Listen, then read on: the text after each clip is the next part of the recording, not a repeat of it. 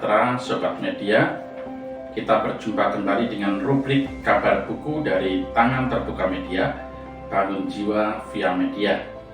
Kali ini kita akan kembali mengulas kekayaan hikmat rohani masa lalu yang diambil dari dan diinspirasi dari kitab Amsal, seperti yang dijelaskan dalam buku Jujur Melangkah. Masih bersama penulisnya, Pendeta Yoel Indrasmoro. Selamat petang, Pendeta Yoel. Selamat petang, Pak Kris. Ya, Pendeta Yoel, kali ini kita akan membahas satu tema yang terdapat di dalam buku Jujur Melangkah, yaitu utang kepada orang lain. Ya, ini utang, tapi utang kepada orang lain ya. Yang diinspirasi dari Amsal 11 ayat 15, terjemahan baru 2 menuliskan demikian. Sangat malanglah orang yang menjadi jaminan bagi orang asing, tetapi siapa menolak menjadi penjamin, amanlah ia. Dalam Alkitab versi bahasa Indonesia masa kini ditulis demikian, berani membayar hutang orang lain berarti mendatangkan celaka. Lebih baik tidak terlibat dalam hal itu supaya aman. Ya, menurut penjelasannya ini unik ya, berkesan sangat tega begitu ya. Ya, tema ini menarik karena relevan ya, relevan mungkin ada di antara saudara kita suatu ketika, sahabat kita, keluarga kita, bahkan orang tua kita suatu ketika terbelit hutang dan mungkin kita harus ikut cawe-cawe kalau istilah sekarang. Bagaimana pandangan Pendeta Yoel terkait hal ini? Iya, memang apa ya, kesannya kita tega ya, Amsal ini tega gitu ya, bahwa nggak bersedia menolong orang yang terjerat oleh utang gitu ya. Lebih aman menjaga jarak aman. Menjaga jarak aman gitu ya. Sebenarnya Amsal ini hanya menolong kita untuk kalau mau melakukan sesuatu ya hitunglah risikonya. Kalau memang kita mampu menjalaninya, ya jalani saja, nggak usah menggerutu, nggak usah mengeluh, nggak usah pamer gitu ya, dan nggak usah marah gitu ya. Tetapi kalau tidak mampu, ya jangan dipaksakan gitu. Sehingga jalan keluar sederhana yang saya usulkan dalam buku ini adalah, ya mungkin kita perlu saweran kali ya. Jadi mengajak, melibatkan lebih banyak orang untuk apa ya, tidak menjamin sendirian, tapi menjamin dalam sebuah persekutuan gitu. Ini kalau di Perjanjian Baru dituliskan bertolong-tolonglah menanggung bebanmu gitu ya. Jadi ada orang yang terjerat, memang dia salah, tapi toh memang sudah lewat, dan utang harus dibayar. Jadi kan itu kan utang harus dibayar, nggak ada utang yang nggak dibayar, utang harus dibayar. Lalu bagaimana kita selaku persekutuan Kristen mau menolong orang tersebut? Saya rasa yang paling aman adalah jangan tanggung itu sendirian. Karena kalau tanggung itu sendirian, mungkin bagi yang ditanggung dia merasa senang, tapi mungkin malah bisa kembali lagi tuh. Karena toh kita bersedia untuk menanggungnya. Tetapi kalau menanggung bersama, mungkin dia sendiri malu tuh kalau melakukan lagi, karena sudah banyak orang yang bersedia menolong gitu ya. Jadi masalah bersama. Jadi kalau utangnya misalnya 100 juta begitu, dan gajinya mungkin hanya 5 juta atau gajinya hanya 5 juta begitu, maka yang perlu kita lakukan adalah menolong dia juga untuk mampu mengelola uangnya agar dia juga terlibat dalam pembayarannya. Lalu kita selaku persekutuan bisa menolong duluan. Misalnya 100 juta, kita hanya butuh orang 100 untuk mendapatkan 100 juta. Lalu orang itu perlu juga ditolong untuk mencicil ke kita daripada mencicil ke tempat lain, bunga dan segala macam gitu ya. Sehingga dia sendiri juga menyadari bahwa dia sudah ditolong, sehingga dia juga perlu juga menolong dirinya sendiri. Karena ketika utang itu dibayar begitu saja, mungkin yang bersangkutan juga merasa merasa terbebas dan akhirnya mungkin malah bisa jatuh lagi karena toh ada yang penjaminnya. Gitu. Tapi ketika dia diajak untuk terlibat dalam pembayaran, maka itu juga hal yang baik ya. Hal yang baik karena kalau 100 juta maka kita minta dia menyicilnya, ya mungkin menyicil jadi 100 bulan gitu ya. Ya memang 100 bulan itu berapa tahun ya?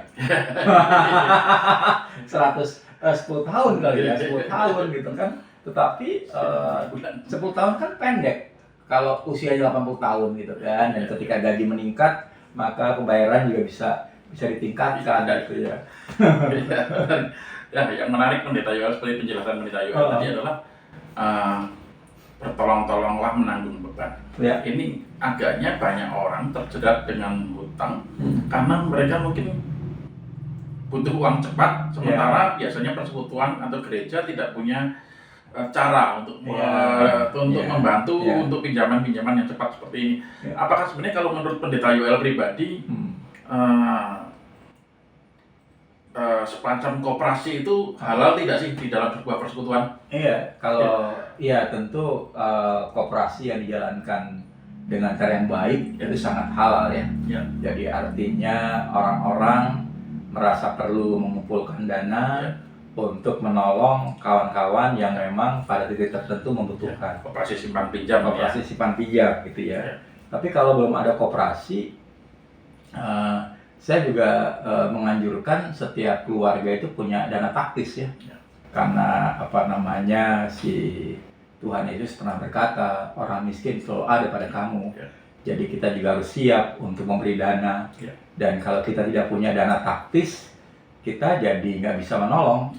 Nah, tapi sekali lagi ketika orang ingin berutang karena misalnya kecelakaan, misalnya pendidikan, maka semestinya persekutuan harus menyediakan dana taktis. Kalau persekutuan belum ada dana taktis, mungkin kita bisa mengajak orang lain juga tuh saweran gitu ya. Misalnya kebutuhan pendidikan, ya sudah kita kasih saja beasiswa. Misalnya setahun 12 juta. Berarti kita harus butuh 12 orang untuk 1 juta. Tetapi yang tidak boleh kita lupakan adalah bahwa orang itu sendiri juga membayar ya, tapi kan dengan ke kita tanpa bunga, dengan ke yang lain pasti pakai bunga. Nah, pinjol ini mendorong sikap tanggung jawab juga ya berarti. Ya harus, karena kan itu utang gitu ya. Dan utang juga harus dibayar gitu. Jadi ketika orang tiba-tiba butuh dana, harus berutang, maka saya pikir gereja seharusnya yang saweran gitu ya, atau warga gereja saweran gitu ya. Jangan juga ditanggung sendiri. Karena kalau ditanggung sendiri, yang menanggung karena gini, ini saya teringat almarhum Pak Santo ya. Almarhum Santo Hoyaranda gitu ya. Jadi katanya kalau orang ngutang kepada kita, kita langsung kasih, maka pujiannya setinggi bintang di langit. Lalu ketika orang itu ngutang lagi, pada utang yang pertama belum dikasih, maka dan kita kasih, maka pujiannya menjadi setinggi langit-langit gitu ya. Tapi ketika orang itu utang yang ketiga, pada utang yang pertama dan kedua belum dibayar, dan kita nggak mau, dia bisa marah begitu kan. Jadi memang orang itu sendiri perlu ditolong gitu ya, ditolong. Tapi sekali lagi, kalau kita sendiri yang menolong, tanggung jawabnya hanya pada kita. Tapi kalau kita sendiri melibatkan banyak orang, tanggung jawabnya pada persekutuan. Semacam dana diakoni yang praktis ya. Ya tentu ada orang-orang yang harus dibagi tanpa perlu bayar. Warga-warga yang tidak punya pekerjaan, memang tuh harus kalau bicara soal makan ya, itu harus diberi gitu ya. Tapi kan ada orang-orang yang memang untuk pendidikan, butuh dana, sakit, butuh dana, begitu. Ya, ini yang menarik tentang tadi Pendeta Yoel, kebiasaan berhutang. Seperti tadi cerita tentang Pak Santo. Ketika ada orang ditolong, nah artinya kan ketika pertolongan pertama datang, kemudian ditolong, belum lunas hutangnya dia sudah minta tolong. Apakah ini sebenarnya terkait karakter juga, bahwa karakter suka berhutang? Artinya yang perlu ditolong adalah memperbaiki karakternya juga gitu. Nah yang uniknya adalah orang yang, maaf kata nih kalimatnya jelek mungkin, orang yang suka berutang, kemungkinan gaya hidupnya lebih royal ketimbang dengan yang mengutangkan Ya, gitu kan, itu yang beri utang gitu Dan ini kan. menjadi, maaf kata, pengalaman saya sendiri sedikit menyakitkan ketika melihat orang yang kita utangi seperti lebih menikmati hidup daripada kita yang menikmati Tuhan. Iya, Seperti itu ya. iya. Dan itu kan membuat akhirnya kita kesal dan akhirnya kita jadi nggak tulus lagi gitu ya. Jadi tidak mudah percaya ya. Iya, dan akhirnya ya mungkin yang perlu kita lihat adalah mengapa dia berutang gitu ya, mengapa dia berutang. Kalau saya kadang-kadang pakai jalan tengah, ketika dia mungkin akan berutang 10 juta dan itu cukup besar buat keluarga kami, yang bisa saya lakukan adalah ya beri saja 500.000 misalnya gitu kan. Itu akan tidak menyelesaikan masalahnya saat itu juga, tapi sebetulnya dia bisa mengumpulkan orang-orang seperti saya gitu kan. 500.000 kan tinggal 20 orang dikumpulkan gitu ya. Kalau memang itu butuh sungguh-sungguh kebutuhan ya. Hanya persoalannya kadang-kadang orang memang itu tadi gaya hidupnya ternyata lebih nyaman ketimbang dengan orang yang memberikan utang itu kan juga sedih gitu ya. Lebih mudah melepas uang. Iya, itu dia. Nah, ada kasus lainnya mungkin di sisi lain Pendeta Yoel adalah bagaimana jika yang berhutang itu bukan pribadi tapi gereja ya. Artinya gereja ada juga mungkin pada suatu saat kondisi berhutang entah kepada bank karena untuk pembangunan gedung atau bahkan yang pernah kita dengar bersama adalah berhutang dana pensiun para pendeta dan karyawan gereja ya kepada mungkin lembaga penjamin dana pensiun ini. Dan seringkali gereja-gereja banyak yang kurang peduli tentang hal ini ya. Bagaimana pandangan Pak Yoel terkait ini? Iya, sebetulnya kekuatan gereja itu ada persekutuan. Kalau gereja berutang, menurut saya aneh. Karena misalnya gereja bangun gedung dan perlu berutang gitu ya, dan akhirnya mencicil gitu ya. Mungkin juga itu memang cara sederhana ya, karena dengan adanya utang warga jemaat jadi sadar bahwa kita sudah berutang nih. Mari kita jadi persembahannya menjadi semangat mempersembahkan gitu kan. Tetapi mungkin jalan yang lebih elegan adalah ya mari kita mendorong orang untuk mempersembahkan tanpa mengatakan bahwa kita harus bayar utang gitu ya. Jadi kan ini juga cara ya. Atau ada orang-orang yang berani memberikan dana tanpa bunga misalnya. Tapi sekali lagi itu harus dibayar gitu ya. Nah pertanyaannya adalah lebih baik yang mana? Apakah kita berutang dulu kepada seseorang dan mungkin memberatkan dia gitu ya? Atau ya kita menggalang dana saja gitu, menggalang dana, mengumpulkan dana, lalu menjalani ini. Kan bagaimanapun kan kalau kita sudah sudah punya planning gitu kan, bangunannya akan selesai dalam waktu 5 tahun gitu kan, ya sudah dibuat aja bulan pertama terkumpul berapa, bulan kedua terkumpul berapa. Mungkin itu cara yang lebih bijaksana ya, ketimbang kita ngutang untuk 5 tahun lalu kita harus membayar berikut bunganya ya itu persoalan berikut bunganya. Dan memang ada bunga lunak, tetapi ya selunak-lunaknya bunga kalau pinjamannya berapa? Pinjamannya 1 miliar kan bunganya saya nggak tahu, saya belum pernah ngutang sih. Misalnya 2% pun jadi 2% kan jadi berapa tuh? 2% berarti 20 juta ya? 20 juta ya. Kalau 1 miliar, tapi kan kalau ketika kita gagal dia berbunga kan? Bunga berbunga. Dan saya selalu suka kata-kata Paulus, janganlah kamu berutang apa-apa gitu ya.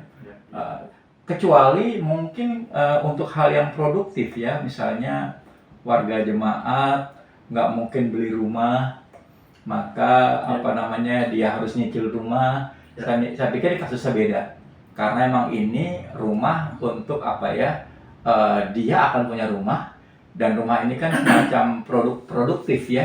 Jadi bukan barang yang bisa habis begitu saja gitu tuh. dan semacam modal dasar ya. macam ada dasar. Kalau kasusnya adalah kredit rumah, mungkin jalan yang ini bisa dipakai tuh. Ya. Karena apa namanya, kalau mengumpulkan baru tahun kelima dapat rumah. Ya. Tetapi kalau kita mulai kredit, maka tahun pertama Ya. kita sudah punya rumah gitu ya, udah bisa menikmatinya gitu tuh. Ya. Itu juga yang perlu dipikirkan gitu ya. Tapi apapun, saya rasa kita harus bijak ya, berkait dengan keuangan ini, karena apa namanya, ya saya rasa sih kita pengen hidup tenang ya. Kan kalau punya utang akan dikejar-kejar. Betul. Iya. Yang repotnya adalah seringnya ini yang sisi lain tadi, kasusnya bukan hanya di gereja-gereja mainstream tapi juga di gereja-gereja baru. Justru tidak merasa dikejar-kejar ketika hutang itu adalah hutang dana pensiun. Ini kan lain mungkin perkara, dan seringkali karena dianggap toh ada yang akan ngalamin, toh ada yang akan toh ada yang lebih mampu, sementara itu itu juga unik juga ya dia, karena ternyata banyak gereja yang punya problem terkait dana pensiun para pendeta yang tertunda ya. Intinya sih kalau itu gereja, maka harus dipercakapkan bersama. Ya. Jangan sampai ada orang yang merasa mewakili semua, padahal nggak ada tuh perwakilan gitu ya. Jadi mungkin perlu percakapan bersama, kan ini persekutuan. Karena yang menanggung itu bukan orang itu. Ya. Kalau ada apa-apa yang menanggung adalah gerejanya, dan kepala gerejanya kan Tuhan Yesus. Jadi Tuhan Yesus yang menanggung. Justru karena merasa Tuhan Yesus yang akan menanggung, jadi santai. Iya, itu bahaya juga. Ya. Kembali lagi Pendeta Yoel, mungkin ada pesan terakhir terkait tadi hal ya, terutama kan kita sekarang ya punya banyak pengalaman dengan orang-orang di sekitar kita dengan pinjaman online kah, judi online kah, terus leasing mobil dan rumah kah dan sebagainya yang seringkali mudah dihutang tapi susah membayarnya. Ya, saya rasa tidak ada jalan lain ya, bahwa Tuhan memberi rezeki kepada kita, itu untuk dikelola dengan baik, sebaik-baiknya, dan Tuhan pasti akan mencukupkan gitu ya, sehingga ya sedapat mungkin, kalaupun kita harus berutang, baiklah kita berutang untuk hal-hal yang produktif gitu ya. Misalnya kita nggak mungkin beli laptop, maka bolehlah kita kredit laptop gitu ya. Atau kita merasa perlu punya motor untuk Gojek, bolehlah, itu sebagai alat kerja gitu ya. Karena tetapi untuk hal-hal yang konsumtif, yang habis begitu saja, mungkin baik ya kalau kita tidak berutang. Tapi kalau untuk pendidikan anak yang memang tiba-tiba harganya harus besar, ya memang kita harus menyeimbangkan nih, jangan sampai besar pasak lebih dari tiang begitu. Betul. Termasuk ketika darurat kesehatan dan makanan ya. Iya, sebetulnya mengikuti asuransi kesehatan itu menolong selama memang mental kita adalah bukan merasa aman. Agar merasa aman maka kita ikut asuransi, tapi kita tahu bahwa ada kita menyisihkan uang agar kesehatan kita terpelihara gitu ya. Karena kesehatan kan yang paling mahal sekarang. Modal utama. Betul. BPJS sekarang ini saya rasa cukup menolong gitu ya. Ya, terima kasih Pendeta Yoel. Siap. Terima kasih juga Sobat Media telah bergabung bersama kami. Semoga tayangan ini memberi manfaat dan menjadi berkat bagi Sobat Media semuanya dalam menjalani hidup sehari-hari di tengah dunia. Dukung terus pelayanan kami dalam membangun jiwa via media, membangun budaya mencintai buku dan literasi. Sampai jumpa dalam tayangan kami selanjutnya. Tuhan Yesus memberkati.